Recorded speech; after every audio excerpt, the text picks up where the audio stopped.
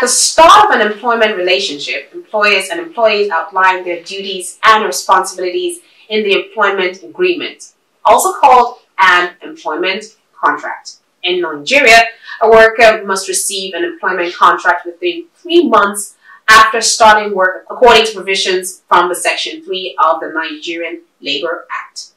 An offer letter that specifies the terms of employment is typically the first document that forms an employment relationship. However, because it gives parties the opportunity to provide a great deal of information regarding the employment and employment agreements as a more comprehensive document. Since it lays out all of the terms and conditions that have been agreed upon by both parties, it removes any doubt of uncertainty regarding what is expected of each party. Now, details of the employment contract will include the names of parties involved, the type of employment, the employee's position and responsibilities, compensation, termination policies, and any other terms that the parties may decide upon. A contract is only enforceable after both parties have signed it. That is, the other party will be entitled to legal remedies in the event that one party breaches a material provision of the agreement. Now, it should be noted that the unsigned document is useless and no legal right can be founded on it. Independent contractor contract. An independent contractor and a customer enter into agreement to complete a certain project or task for an agreed upon fee.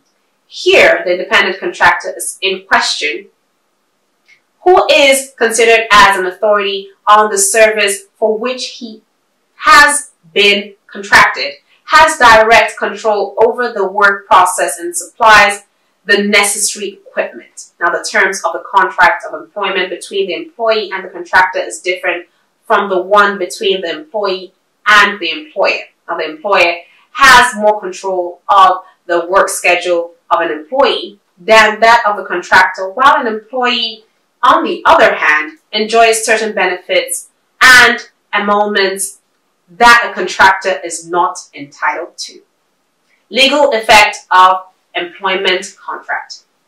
An employment contract has substantial legal significance since it lays out the responsibilities and rights of both the employer and the employee. Now, the following are important details about how an employment contract is interpreted by law. Enforceability. If employment contracts satisfy certain legal conditions such as consideration, for example, anything of value traded between the contracting parties, mutual agreements, also known as the two sides subscribing to the terms, and legality of purpose, they are typically enforceable in a court of law. Rights and obligations. Both parties' rights and obligations are outlined in the contract. This covers both the employer's right to demand that the worker carry out tasks allocated to them and the worker's right to pay and benefits as defined in the contract. Legal safeguards. Both the hiring company and the employee may be entitled to legal safeguards under employment contracts.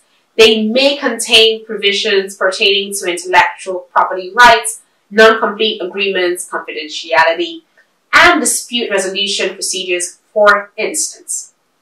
Termination clauses. Employment agreements frequently contain clauses that specify when either party may end the agreement, how long notice must be given, and whether severance pay is required.